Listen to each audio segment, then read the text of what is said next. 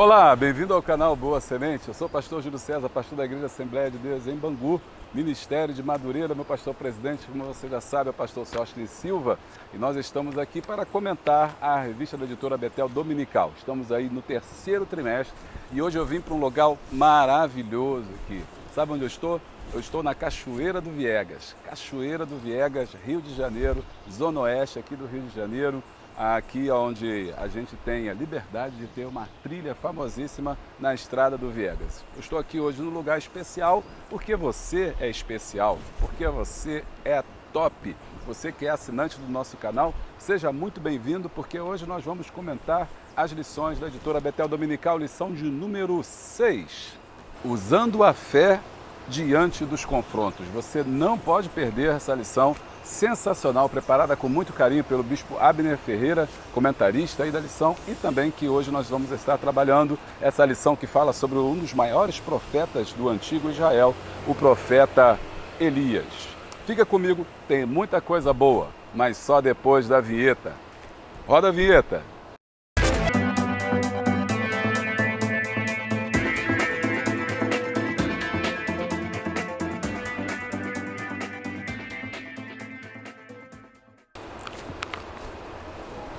Texto de referência: então disse Elias ao povo, só eu fiquei por profeta do Senhor, os profetas de Baal são 450. Dei-se, pois, 2 bezerros, e eles escolham para si 2 bezerros, um dos bezerros, eu divido em pedaços e ponho sobre a lenha, porém não lhe metam fogo, e eu prepararei o outro bezerro, e porei sobre a lenha, e lhe meterei fogo. Então invocai o nome do Senhor, vosso Deus, e eu invocarei o nome do Senhor, e há de ser que o Deus que responder por fogo, esse será Deus. E todo o povo respondeu e disse, é boa esta palavra. Bom, como eu disse para vocês, hoje nós estamos na lição 6, uma das lições importantes, centrais aí nos temas que estamos discutindo aqui durante esse trimestre, que fala justamente sobre como vencer as crises e as dificuldades, como vencer as crises e os problemas, transformando as adversidades em cenários de milagres e vitória. E hoje nosso protagonista é o profeta Elias. O profeta Elias é um dos maiores profetas de toda a nação de Israel, num período mais conturbado.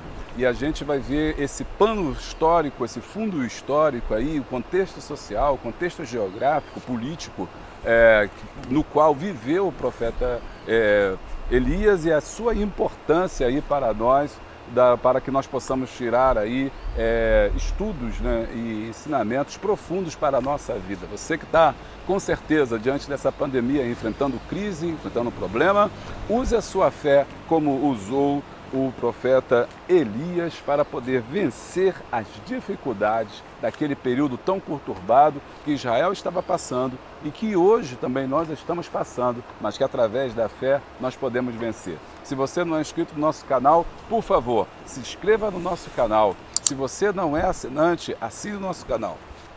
Você pode nos ajudar também contribuindo com o nosso canal, sendo membro do canal Boa Semente. Tem um linkzinho aqui embaixo, é só você clicar, e aí você vai ser membro. Sendo membro, você vai ter vídeos extraordinários, acesso a making off, trabalhos aí especiais que eu produzo e coloco só para você que é membro. Mas se você talvez tenha dificuldade por ser membro, por causa do cartão de crédito, você pode também apoiar através aí do nosso Apoia-se. Lá ele aceita boleto, então você pode baixar, imprimir o boleto e pagar. Você vai apoiar esse canal, vai estar nos ajudando a levar a boa semente, vai estar nos incentivando a procurar fazer o melhor para o reino de Deus, tá bom? Mas a melhor forma de você me ajudar também são as suas orações, e eu agradeço a Deus pela sua vida. Estamos chegando aí a 11 mil, meu projeto ainda é chegar a 15 mil, quem sabe você pode me ajudar, 15 mil inscritos, é só você compartilhar esse vídeo aí, fazer chegar até mais e mais pessoas. Bom, chega de conversa e vamos à aula de hoje. Bom, o período em que Elias está profetizando é um dos períodos mais controversos da história de Israel. Um período de extrema crise. Crise política, crise geográfica e crise social e também uma crise moral. Veja como que as crises estão interligadas. Uma crise política, uma crise geográfica, uma crise social e uma crise moral. Vamos ver como é que elas se interligam. Bom, Após o período aí do século VIII para o século IX, as tribos de Israel, aquelas 12 tribos que nós estamos acompanhando a sua história desde o momento lá do nascimento de Isaac, lá na lição de número 1, depois vimos a história de José e como é que ele vai parar no Egito, depois nós vimos Moisés, o grande libertador que liberta o povo de Israel e traz ele para peregrinar pela terra prometida. Depois disso, nós também tivemos uma lição extraordinária com Davi, o segundo rei de Israel, nesse período que ficou conhecido aí como período já da monarquia, que começa com o rei Saul, que foi recusado por Deus. Antes dele teve o período dos juízes, que foi o período em que Deus levantava, né, de acordo com o seu propósito, alguns líderes ali para poderem lutar contra as outras nações que estavam estabelecidas na região chamada de Canaã, a terra que mana leite e mel, mas que já existiam outros povos, como os jebuseus, amorreus e mais tarde os filisteus, que vão migrando para lá a partir do século VI e vão se estabelecendo na terra de Canaã, batendo um grande confronto com a tribo de Israel. Vimos também que foi Davi que unificou o reino, que expandiu o reino, expandiu os limites do reino, fez a capital já em Jerusalém e trouxe prosperidade para esse reino. Depois o seu filho chamado Salomão, vai trazer agora a expansão, vai construir agora o templo. Mas depois de Salomão, o reino começa a cair em queda, em declínio, por conta dos pecados que cometera Davi e que Natã havia sido usado por Deus para repreendê-lo, dizendo que a espada não sairia da sua casa. E de fato, após o reinado de Salomão, o reino foi dividido em duas tribos, em dois grupos. As 12 tribos foram separadas em duas tribos. O norte, né, do rei Salomão, Israel, se dividiu em dois reinos, o norte e o sul. O reino do norte era governado pelo rei Acabe e a rainha Jezabel, cuja capital era Samaria, enquanto o reino do sul ficou com capital em Jerusalém. Muito bem. Nesse período, período agora de Acabe, em que Acabe está governando esse reino do norte, cuja capital é Samaria, aquela região ela tem um problema geográfico muito grande. Qual? Uma grande seca. Não chovia de forma alguma.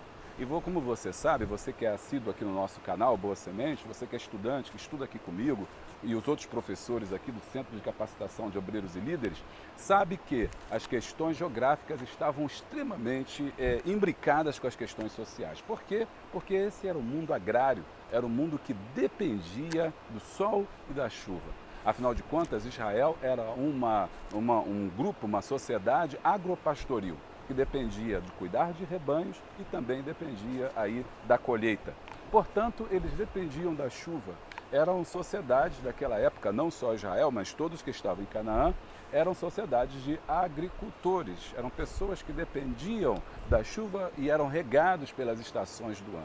Mas, a partir desse século VIII, século IX, mais uma mudança climática brusca faz com que venha um período sem chuva, um período de estiagem.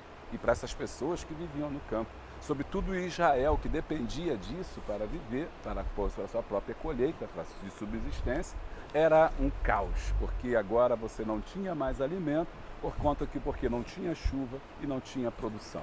O rei Acabe fica meio que sem saída diante disso e tendo que resolver essa questão social, essa questão geográfica, essa questão política que está sendo colocada agora, ele vai...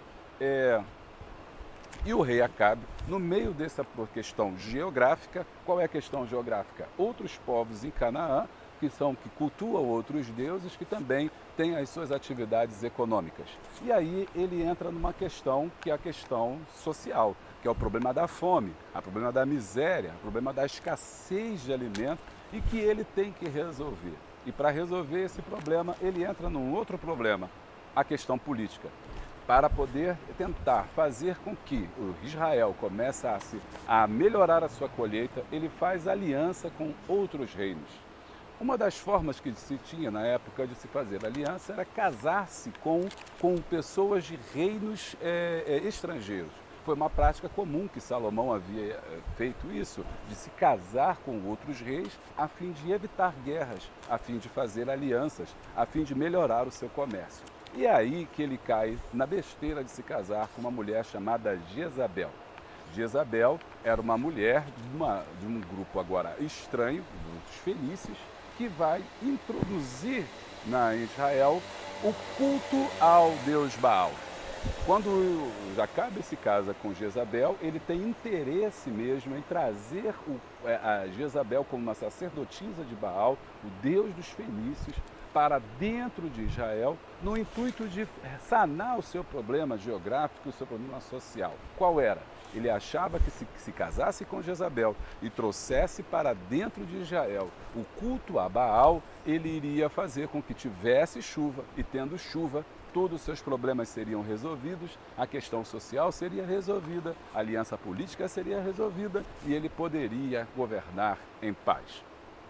O problema é que, nesse caso, Israel se deu a esse casamento idólatra. O casamento idólatra refletido aqui não é só o problema de Acabe se casar com Jezabel, um homem de Israel se casando, fazendo aliança com o povo estrangeiro, mas o próprio Deus, o próprio povo que deveria servir a Deus, adorar a Deus, agora estava após deuses estranhos. Existiam vários deuses naquela época, que eram os deuses daquelas nações de Canaã. Existia Astarote, existia o próprio Baal, existia a Istar. Cada um desses deuses aqui, eles representavam justamente o que essas nações ali buscavam, o que esses grupos sociais, o que essas nações procuravam, que era justamente a questão da colheita. E Baal é esse Deus. Baal é o Deus do trovão. Baal é o Deus da colheita. Baal é conhecido como Deus da fertilidade. E ele é adorado pelos fenícios e também adorado pelos sumérios como Deus que trazia a chuva. No culto a Baal, regado ali a orgia, a bebedeiras, a vinho, às práticas pagãs, eles adoravam a esse Baal, e Baal, como era o Deus da chuva, fazia com que chovesse, e uma vez chovendo, ele fertilizava a terra. Essa ideia de fertilidade está ligada, de prosperidade está ligada a esses deuses pagãos que fazem justamente isso, que fazem com que, ao serem adorados, eles façam chover. E ao fazerem chover, eles vão trazer então o que é mais necessário para eles, é a prosperidade. Só que é nesse contexto social em que Jezabel introduz o culto a Baal dentro de Israel. E o Israel começa, no caso Judá, ela começa a adorar ao Deus Baal, começa a sacrificar. E uma das coisas fundamentais é que existia até mesmo no culto a Baal sacrifícios humanos, sacrifícios que são feitos ali para agradar o Deus Baal. Foi nesse contexto que, agora que eu já estou descrevendo esse plano geral, em que eu estou mostrando para você que tem uma crise política, que é a crise de relações aí políticas, econômicas entre Acabe e Jezabel, onde tem um casamento com uma pessoa de um reino estrangeiro, a questão social por causa de uma grande fome, a questão geográfica por conta aí da questão climática, dos problemas climáticos que estava passando, a questão social por causa da fome e a questão moral, a idolatria do povo que abandonou ao Senhor. Foi então que Deus chama Elias, um homem cuja qual a gente não sabe, não temos a origem dele, um homem sem origem, um homem que não sabemos seus pais, não sabemos de onde ele vem, apenas que ele é tisbita, ou seja, ele vem de uma região muito pequena ali em Israel, chamada de Tisbe. Mas Elias foi um homem chamado com um propósito. Qual era o propósito? Ser levantado por Deus, ser ungido por Deus, para confrontar o rei Acabe e mostrar que só existe um único Deus, e o seu nome é Jeová. Repare então a tarefa específica de Elias, um chamado específico para um homem específico, um homem duro, um homem que vivia no deserto, um profeta de Deus, um homem que se alimentava de gafanhotos e vivia vestido de peles, um homem rústico, porque para cada tarefa Deus sempre nos dá homens capazes ali para responderem às necessidades da nossa sociedade ou uma necessidade de Deus, o chamado de vida. Elias então é chamado justamente nesse contexto. Agora que eu já fiz esse plano geral, você entende que o cenário é extremamente complicado, em que Acabe não quer abrir mão de Baal, porque ele acredita que é Baal que vai fazer chover, é Baal que vai trazer prosperidade. Quantas das vezes nós voltamos-nos contra Deus, contra as maravilhas de Deus, para nos curvarmos a deuses estranhos? Você lembra que lá na lei, Deuteronômio, já diz, o Senhor dentro também dos 10 mandamentos, falando: somente ao teu Deus adorarás, ao seu Deus prestarás culto. A idolatria para Deus é como feitiçaria, a idolatria para Deus é como a traição, porque Deus tinha para Israel como uma relação de marido. Deus tinha para Israel uma relacionamento, um casamento com Israel, que vai tipificar mais tarde a igreja. Israel tipifica a igreja e o Senhor Deus tipifica o marido. No Novo Testamento, a igreja é a noiva, né? E o noivo é Jesus. Então existe um relacionamento aí que é muito importante, que é traçado, onde Deus não permite a idolatria, porque significa abandonar ao marido, abandonar ao seu Senhor, abandonar esse casamento, romper esse casamento e ter relacionamentos com outras pessoas. No caso, por isso Deus sempre retrata isso através dos profetas menores, como a questão da prostituição. A prostituição de Israel andando após outros deuses, andando após outros maridos, ou tendo outros relacionamentos. É aí que Deus chama Elias para profetizar a nação de Israel, se levanta contra Acabe para tentar fazer com que o nome do Senhor seja restabelecido, que o culto a Baal seja exterminado e que Israel se converta novamente ao Senhor, para que então faça chover. Amém? Está gostando? Está entendendo?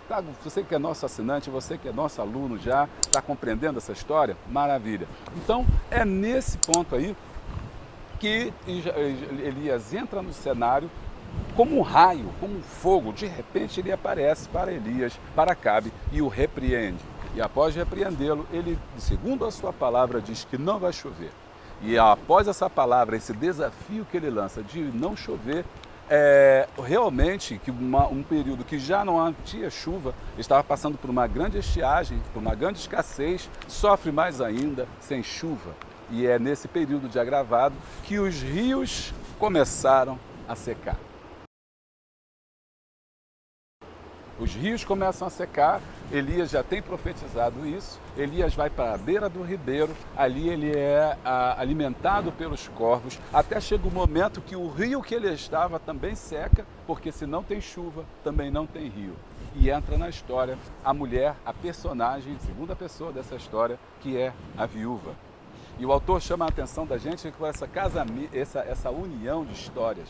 A história de uma viúva, uma mulher que estava sofrendo com essa seca, estava sofrendo com a falta de chuva, que não tinha mais o que comer na sua casa, que não tinha mais como a sua subsistência, não tinha um marido para trabalhar na terra. Ela deveria ter uma agricultura familiar, como todas as pessoas tinham, mas só que não tinha mais como plantar, devia ter perdido tudo por causa da falta de chuva e que ela está agora se preparando para morrer. Mas eis que surge o profeta Elias, um homem que tem uma necessidade num ribeiro que seca e vai até a região onde essa mulher está, em Serepta, a viúva que está lá, porque ela seria a bênção na sua vida. E é curioso como a bênção da mulher, da viúva, estava com Elias. A bênção de Elias estava com essa mulher. A nossa bênção, o que a gente aprende daí? Que a nossa bênção está no outro, a nossa bênção está no próximo. E eu não posso ser abençoado se eu não abençoo alguém. Eu não posso ser abençoado se eu não abro mão. Eu não posso ser feliz se eu não faço alguém feliz. Tem muita gente querendo ser feliz apenas que os outros o façam feliz, querendo apenas receber, querendo apenas ter, quando na verdade o segredo está em dar. Por isso o provérbio diz que a sanguessuga tem 2 filhos, dá e dá. Ou também diz que as pessoas que tudo querem é como o fogo que nunca se cansa de queimar. É como a água sedenta que nunca desbasta. São pessoas que só querem receber, quando na verdade a Bíblia diz que melhor coisa é dar do que receber. Ao chegar na casa dessa viúva, ele é surpreendido com a situação de penúria que ela está. Mas nessa situação de penúria, Deus a abençoa. Do rio de Querite, do vale do rio de Querite até Sarepta, Deus então manda que ele vá para lá, e ao se estabelecer lá, naquela região, ele tem a possibilidade de conhecer essa mulher. Como Deus trabalha, né? No tópico 2 ele fala que Deus contava com Elias, né? E hoje, será que nessa crise Deus conta com pessoas também? Com certeza, pessoas como Elias. Eu costumo dizer que é fácil profetizar na igreja, é fácil profetizar às vezes contra o pastor, contra os irmãos, ficar brigando e arrumando confusão. Mas Elias foi um homem de coragem, que ele viu que não adiantava ficar brigando dentro da sua congregação, dentro do seu espaço. Ele foi direto ao rei, àquele que mandava. Nesse período, não existia uma aliança entre rei e profeta. O profeta era independente do rei. Ele não tinha aliança com o rei. Tanto é que você vê isso na história de Davi, quando Natã ele vai até o rei para repreendê-lo, porque ele mantinha a sua independência. Muitos problemas nós temos hoje porque a igreja muitas das vezes abre mão da sua independência. E ela abre a mão da sua independência quando ela se mete em questões políticas, quando ela se mete em questões fora da sua alçada, ou seja, para receber uma benesse, para receber um bem aqui, ou fecha os seus olhos para o mal, ou compactua com o erro, ou simplesmente se cala, ou então faz parte do próprio erro. O bom é manter a independência. Para a igreja ser igreja, ela precisa ser independente, precisa ser como Elias, um raio que vai em direção a Acabe para dizer contra a idolatria. Precisa ser como João Batista, a voz do que clama no deserto. Ou seja, como algumas pessoas dizem, não pode ter nenhuma questão presa com ninguém para poder ter independência para falar. A separação do Estado e de igreja é fundamental para que não exista uma crise moral. Lembra que eu falei com vocês? Crise política, crise geográfica, crise social e crise moral.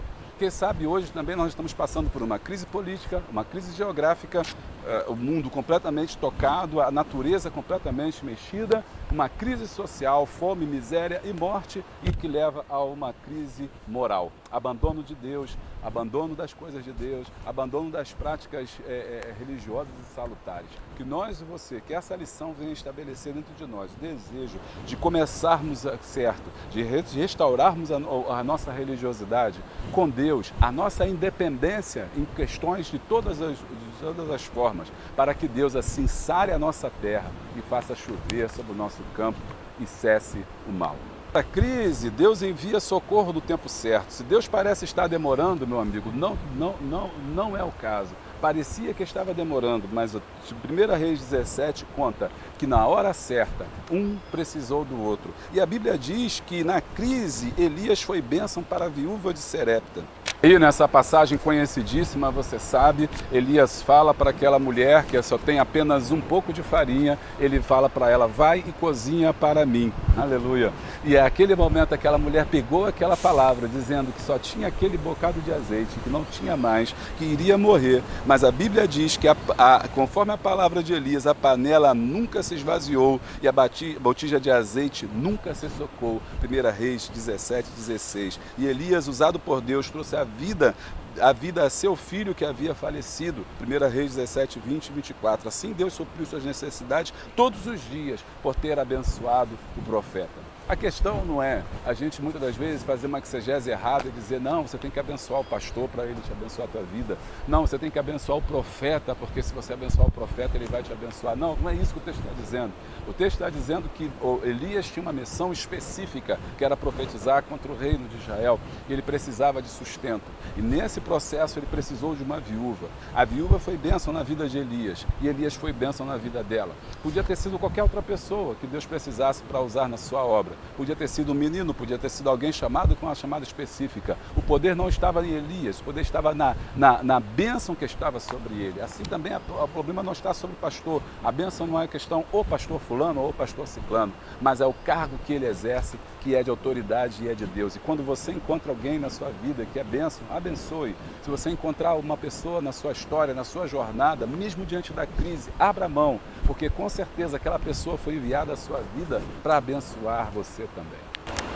No capítulo 18, você tem já o desfecho dessa história, da trajetória de Elias, o ponto alto, onde Elias, no Monte Carmelo, agora vai desafiar os profetas de Baal que estavam lá colocados, contratados por Jezabel, para poder cultuar ao Deus do trovão, para que fizesse chover. Já tinha passado 3 anos e pouco e nada de chuva, nada do solo poder produzir, e a seca e a fome e a miséria se espalha quando quando Elias faz esse grande conclame, faz esse grande pedido para que a nação de Israel decidisse quem era Deus. Se Deus é Deus, serviu. Se Baal é Deus, serviu. E no Monte Carmelo, ele juntou os 400 profetas e ali fez o grande desafio, clamando a Deus. Primeira coisa que ele vai fazer é consertar o altar. Consertar o altar é fundamental. Consertar o altar da sua vida, consertar a sua vida com Deus. Deus só pode derramar fogo em altar consertado. Deus só pode abençoar uma vida que primeiro se conserta. E o altar que está falando aqui é o altar de pedra, mas o nosso caso é o nosso coração. Como está o teu altar? Como está o teu coração? Como é que Deus vai te abençoar se você primeiro não se voltar para Ele? Se você primeiro não consertar a sua vida com Deus, colocar a sua casa em ordem. Muita gente quer a bênção, mas não quer o abençoador. Muita gente pensa que as bênçãos de Deus recaem sobre nós de qualquer maneira, quando na verdade precisamos andar segundo os seus preceitos. Não para sermos abençoados, mas porque somos abençoados. Não para recebermos uma bênção, mas porque somos a própria bênção de Deus na nossa vida. E quem tem a bênção, conserta o altar. E Elias faz dessa forma, conserta o altar, e do outro lado monta-se o altar de Baal, e eles começam então a clamar. E você sabe essa história, não vou perder muito tempo com ela, para o vídeo não ficar longo, mas é uma das histórias mais conhecidíssimas. No final, Elias manda jogar água ali no altar e clama ao Deus, né? E após os profetas de Baal clamarem, Baal responde, e começarem a se retalhar, que era uma prática comum naquele momento dos pagãos, quando eles começavam a pedir, quando eles começavam a clamar ao seu Deus, eles se retalhavam, se cortavam, porque esse Deus pedia sacrifício humano às vezes, pedia sangue para que ele pudesse responder. Elias então chega diante do seu altar e começa a clamar ao Deus do céu para que respondesse com fogo. E o Deus do céu responde com fogo, e esse fogo é tão poderoso que lambe a água do regaço, que lambe a água do holocausto, e o fogo ali faz com que todo o holocausto seja consumido. E aqui alguns teólogos apontam aí um milagre que aconteceu, porque geralmente a água apaga o fogo, nunca o fogo extermina a água. A água aqui que Elias mandou jogar era o símbolo de Baal, o Deus da chuva, o Deus da fertilidade, o Deus do trovão, o Deus que fazia chover. Mas o Deus que responde com fogo é o Deus do Jeová, o fogo do Espírito Santo simbolizado ali, desceu e lambeu a água, secou a água evaporou e o holocausto também, para que eles pudessem, para que Israel pudesse saber que só existe um Deus que faz chover, só existe um Deus que controla a natureza, só existe um Deus que controla a chuva, que controla os rios e controla o mar. Foi o Deus que criou os céus e a terra, o nosso Deus, o nosso Criador de todas as coisas. É Ele que domina, é Ele que controla. A Bíblia diz que tudo que existe foi feito por Ele, e tudo por Ele se fez pelas suas mãos. Na sua mão está o querer, o agir e o efetuar. Esse é o Deus que responde com fogo. Logo após, vem a chuva de Deus. Elias fala para Acabe, corre, porque já vem chuva. Aleluia! E a Bíblia diz que a chuva desce sobre a terra, mostrando que só o Senhor é Deus. Altar restaurado significa adoração. E aonde há adoração, há resposta de Deus. Aonde há adoração, Deus está presente. Aonde há adoração, não tem outro jeito. Deus sempre responde. Isso demonstra que a idolatria instalada em Israel impedia a ação de Deus. Há, portanto, boas razões para termos certeza de que quando o Senhor decidiu sobre o retorno de Elias a Israel, o triunfo já estava garantido. Contudo, para a vitória ser completa, primeiro era necessário conserto. No âmago da questão, era imprescindível haver arrependimento e a expressão da glória de Deus. Resumindo, nós podemos dizer, então, tirar lições poderosas. Primeira lição, Deus está no controle de tudo.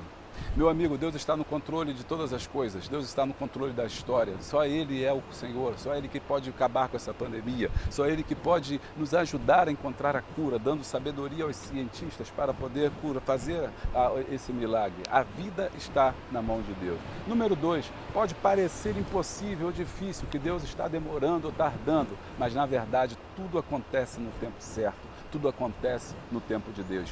Número 3, as bênçãos que Deus nos dá não são para nós, mas é para o nosso próprio.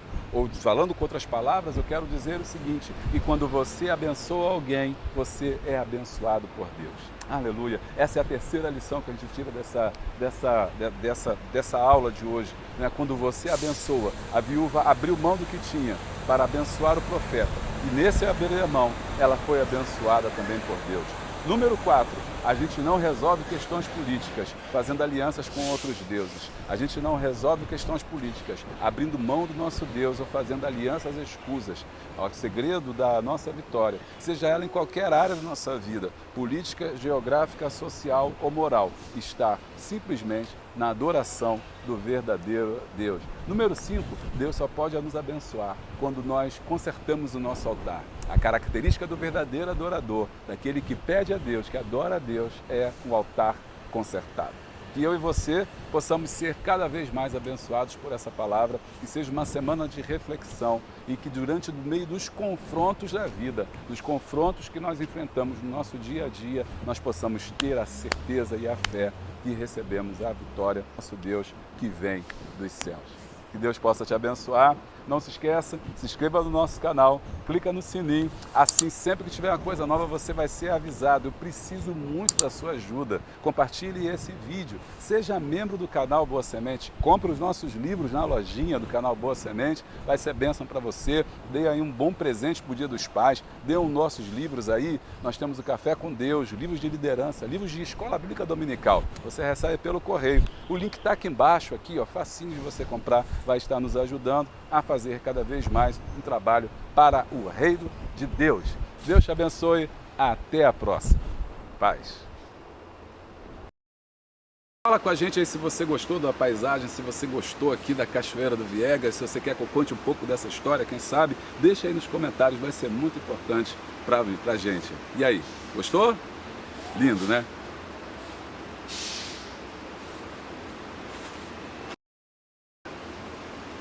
Juliana! Aqui!